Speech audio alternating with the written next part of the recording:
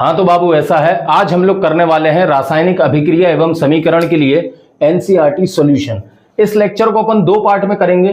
पहले पार्ट में करेंगे ये वाले क्वेश्चन जो हर टॉपिक के बाद में दिए जाते हैं, सबसे पहले अपन इनके हल करेंगे, और सेकंड पार्ट में करेंगे जो किताब के पीछे दिए जाते हैं। जब अध्याय खत्म हो जाता है उसके पीछे 18 या 20 क्वेश्चन रहते हैं, तो दो पार्ट में इसका सॉल्यूशन बनाएंगे। सबसे पहले अपन बनाते हैं हर टॉपिक के बाद जो क्वेश्चन दिए रहते हैं। तो ठीक है, कॉपी निकाल लीजिए, बुक निकाल लीजिए, पेन निकाल लीजिए और उत्तर लिखना चालू कीजिए। पहला क्वेश्चन है, वायु में जलाने से पहले मैग्नीशियम रिबन को साफ क्यों किया जाता है? अपन मैग्नीशियम रिबन को जब जलाते हैं वायु में तो उसके पहले उसको साफ करते हैं, ठीक है ना। ये समझ लीजिए, ये मैग्नीशियम है, जब आप इसको ऑक्सीजन गैस की मौजूदगी में जलाते हो तो मैग्नीशियम ऑक्साइड बनाता है। इसको जलाने के पहले अच्छे से रगड़ा जाता है। क्यों रगड़ा जाता है? मैग्नीशियम को जलाने के पहले इसलिए साफ किया जाता है, मैग्नीशियम को जलाने के पहले इसलिए साफ किया जाता है क्योंकि उसके ऊपर पहले से मैग्नीशियम ऑक्साइड की एक लेयर मौजूद होती है। क्योंकि मैग्नीशियम हवा में रखा हुआ है, हवा में रखे रहने के कारण उसके ऊपर एक लेयर जम जाती है मैग्नीशियम ऑक्साइड की, जो कि अक्रिय होती है, जो कि नॉन रिएक्टिव होती है। अगर वो नॉन रिएक्टिव लेयर को अपन साफ नहीं करेंगे तो मैग्नीशियम रिबन अच्छे से नहीं जलेगा, उसमें जो सफेद रोशनी निकलती है वो नहीं निकलेगी, वो एक्टिविटी, वो क्रियाकलाप पूर्ण नहीं होगा। इस कारण से हम मैग्नीशियम रिबन को सबसे पहले अच्छे से रगड़ते हैं, फिर जलाते हैं, जिससे कि उसकी जो प्रोटेक्टिव लेयर है, जिससे उसके ऊपर जो सतह जम गई है, जो अक्रिय सतह जम गई है, वो हट जाए। और वो अक्रिय सतह काय की होती है? मैग्नीशियम ऑक्साइड की। चलिए, ये था पहला आंसर। दूसरे आंसर पे आते हैं। पहला आंसर हो गया है। दूसरा आंसर है, निम्नलिखित रासायनिक अभिक्रियाओं के लिए संतुलित समीकरण लिखिए। दूसरे का पहला क्वेश्चन है, हाइड्रोजन क्लोरीन दे रहे हैं, हाइड्रोक्लोरिक एसिड, ठीक है ना, हाइड्रोजन क्लोराइड, इसको बैलेंस करना है। ये दो हाइड्रोजन दो क्लोरीन, यहां दो लगा देंगे, हो गया बैलेंस। अगला समीकरण उन्होंने दिया है, barium chloride plus aluminium sulphate. Barium chloride aluminium sulphate, फॉर्मूले नहीं लिखने आते हो तो कमेंट बॉक्स में बताओ, इसका अलग वीडियो बना दूंगा। Gives barium sulphate plus aluminium chloride. चलो भैया, इसको बैलेंस करो। सबसे पहले मेटल, फिर नॉन मेटल, फिर ऑक्सीजन, फिर हाइड्रोजन। पूरी ट्रिक मैं बता चुका हूं। दो एल्यूमिनियम है, यहां पे दो लगा देंगे। जैसे ही दो लगाया, दो लगाने से क्लोरीन 6 हो गए, क्लोरीन 6 हो गए तो यहां 3 लगा देंगे।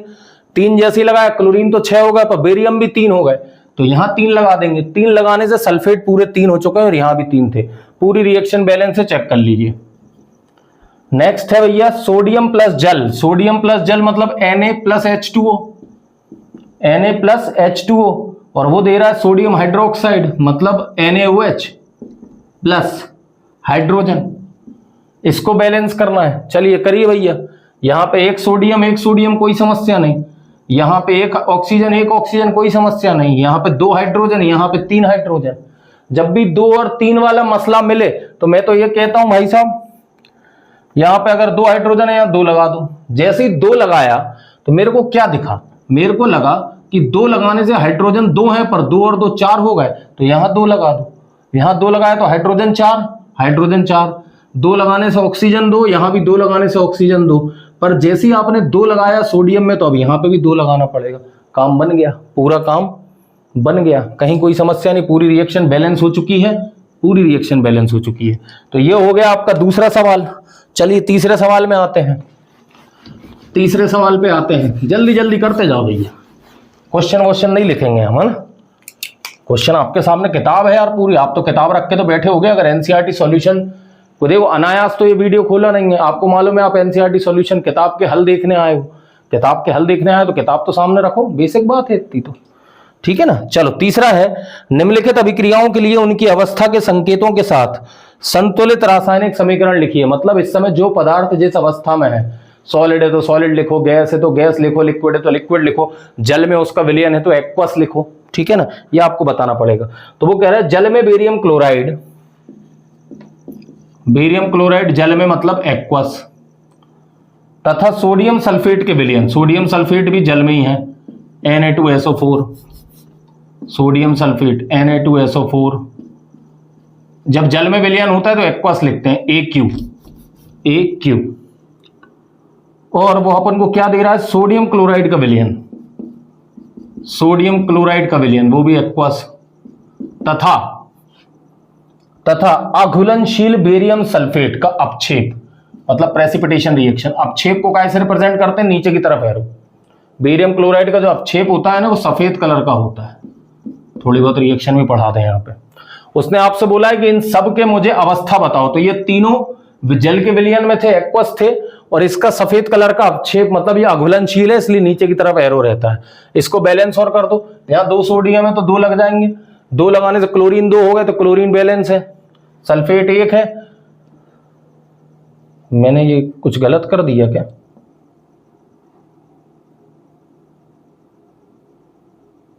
बेरियम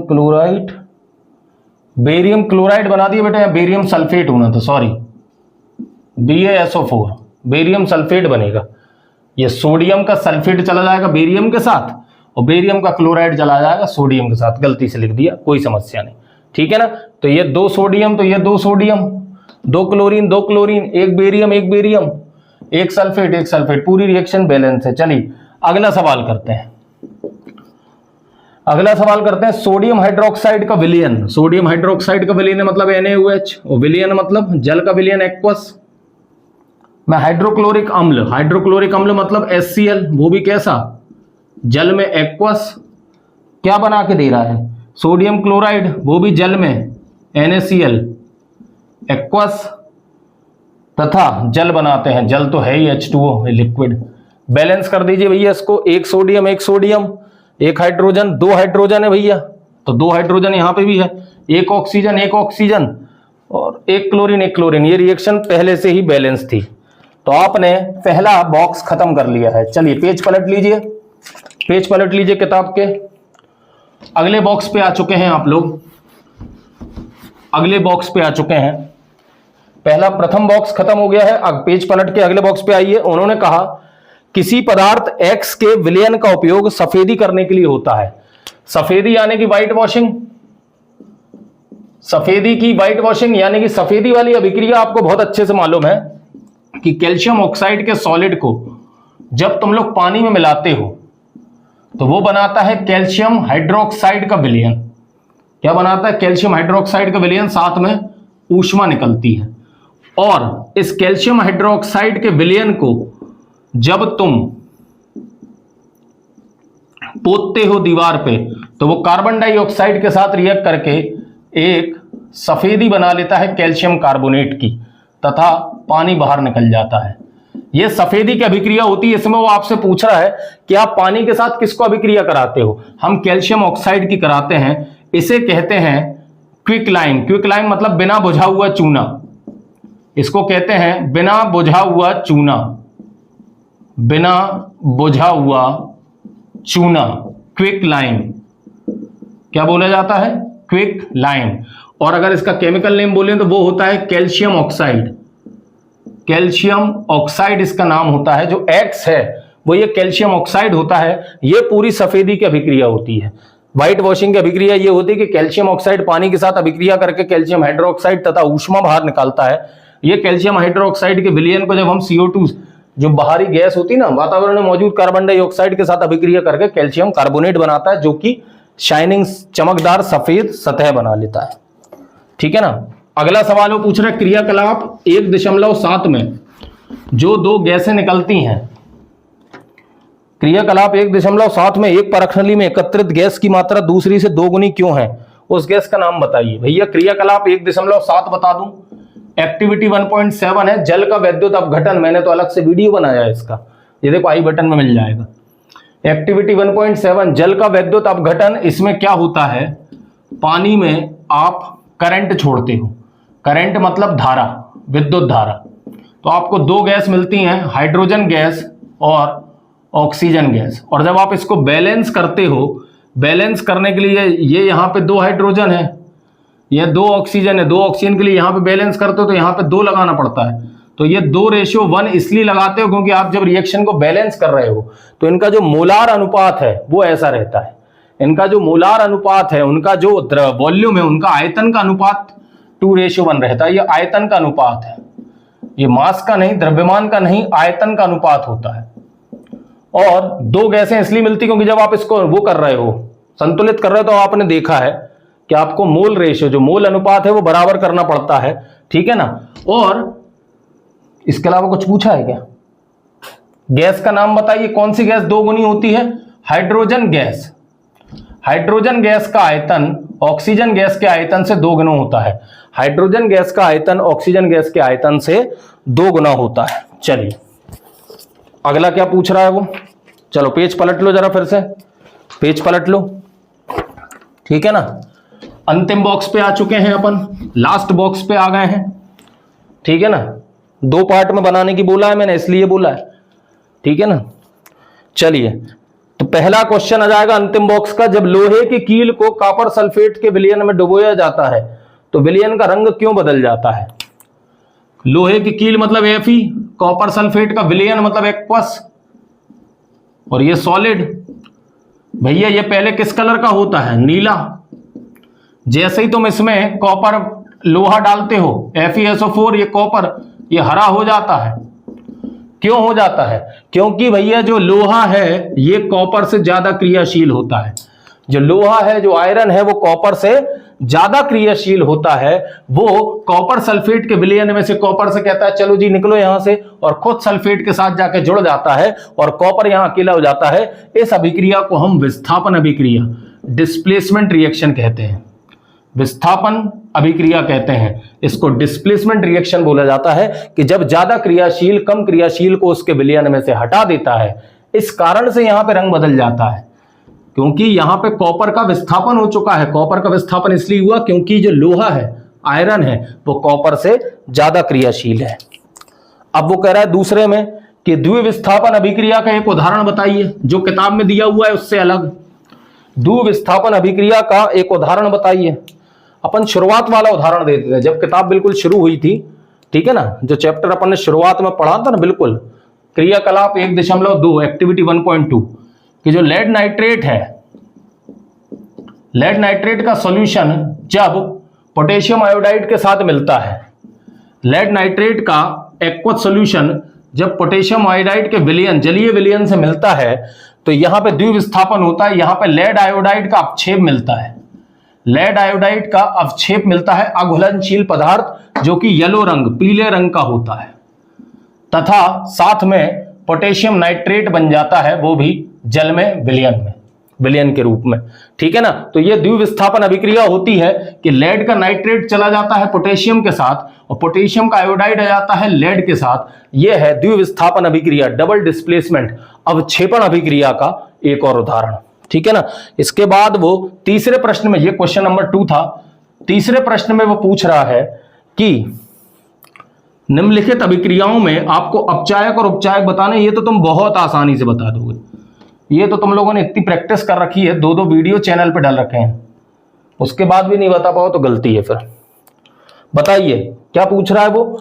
उपचयित तथा अपचयित पदार्थों की पहचान कीजिए। मैं तो सब बता दे रहा हूं, कौन उपचायक है, कौन अपचायक है, किसका उपचयन हुआ है और किसका अपचयन हुआ है। यहां सोडियम अकेले थे, सोडियम अकेले थे, यहां जाके देखा तो ऑक्सीजन के साथ बॉन्डिंग में आ गए, ऑक्सीजन के साथ बॉन्डिंग में आ गए। यहां कुछ इलेक्ट्रॉन नहीं देने पड़ रहे, यहां देने पड़ रहे होंगे, मतलब लॉस ऑफ इलेक्ट्रॉन है, मतलब इलेक्ट्रॉन का नुकसान है। ये देखो ना, साफ समझ में आ रहा है कि भैया यहां पे अकेले थे, किसी प्रकार की बॉन्डिंग में नहीं थे, यहां ऑक्सीजन के साथ बॉन्डिंग में आ गए, मतलब अब इलेक्ट्रॉन देने पड़ रहे होंगे, इलेक्ट्रॉन का नुकसान है, मतलब उपचयन हुआ है। और जिसका उपचयन होता है वो कौन होता है? वो अपचायक होता है। तो सोडियम का हुआ है उपचयन और सोडियम यहां पे अपचायक है। तो साफ बात समझ में आ गई किसका क्या हुआ है। ये इसका हुआ है कि यहां ऑक्सीजन अकेले थे, अपने खुद के एटम के साथ थे, कोई इलेक्ट्रॉन नहीं मिल रहा है। देखा अगली जगह तो सोडियम के साथ लगे पड़े हैं तो इलेक्ट्रॉन ग्रहण कर रहे हैं, इलेक्ट्रॉन ग्रहण कर रहे हैं। जब इलेक्ट्रॉन ग्रहण करेंगे तो इसे कहते हैं अपचयन, और जिसका अपचयन होता है वो होता है ऑक्सीकारक। जिसका अपचयन होता है वो ऑक्सीकारक। जो पूछा नहीं था मैंने वो भी बता दिया, उनने सिर्फ ये पूछा था किसका उपचयन हुआ है, किसका अपचयन हुआ है। तो उपचयन हुआ है सोडियम का, अपचयन हुआ है ऑक्सीजन का। उनसे ज्यादा जो पूछा था उससे भी ज्यादा बता दिया। चलो एक और उनने पूछा है, यहां पे इसको मिटा रहे हैं, ऊपर कर दे रहे हैं, ठीक है ना, ऊपर कर दे रहे हैं। एक अभिक्रिया और दी है कि ये कॉपर ऑक्साइड है, कॉपर ऑक्साइड के ऊपर हाइड्रोजन गैस उन्होंने पास करी है और बताया है कि कॉपर प्लस पानी बन गए, बताओ किसका उपचयन किसका अपचयन। यहां कॉपर ऑक्साइड जो है देखो कॉपर ऑक्सीजन के साथ अभिक्रिया कर रहा है और यहां अकेला है, यहां अकेला है, चेक करो। यहां पे उसको अपने इलेक्ट्रॉन देने पड़ रहे होंगे पर यहां तो अकेला है, मतलब उसने एक्चुअली में क्या करे, इलेक्ट्रॉन ग्रहण करे हैं। कैसे इलेक्ट्रॉन ग्रहण करे, यहां बॉन्डिंग में था ऑक्सीजन के साथ, इलेक्ट्रॉन देने पड़ रहे होंगे पर यहां भाई साहब अकेले हैं, कुछ नहीं देना पड़ रहा, इलेक्ट्रॉन ग्रहण करें हैं। इलेक्ट्रॉन ग्रहण करें मतलब अपचयन हुआ है, और अगर जिसका अपचयन होता है वो कौन होता है, वो ऑक्सीकारक होता है। वो कौन होता है, ऑक्सीकारक होता है। ये भाई साहब हाइड्रोजन है, बढ़िया अकेले थे, कहीं कोई समस्या नहीं थी, ना लेना ना देना, कुछ मतलब नहीं, पर जैसे ही तुमने सीधे हाथ पे देखा इन्होंने ऑक्सीजन के साथ बॉन्ड कर रखा था, और अगर ऑक्सीजन के साथ बॉन्ड कर रखा है मतलब इलेक्ट्रॉन देने पड़ रहे होंगे, इलेक्ट्रॉन देने पड़ रहे होंगे मतलब इलेक्ट्रॉन का क्या हो गया, नुकसान। इलेक्ट्रॉन का नुकसान हो गया मतलब उसे कहते हैं उपचयन।